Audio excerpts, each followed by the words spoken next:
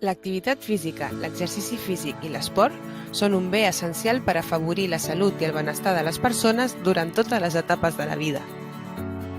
Ja que el 2021 serà un any olímpic, professores i professors d'educació física del grup de treball del Pla Català d'Esport a l'Escola, amb la col·laboració de diverses escoles, el Consell Esportiu del Maresme i amb el suport de l'Ajuntament de Mataró, impulsen una iniciativa per a que tots els alumnes d'infantil, primària, secundària i batxillerat s'activin realitzant activitats per aconseguir un objectiu comú.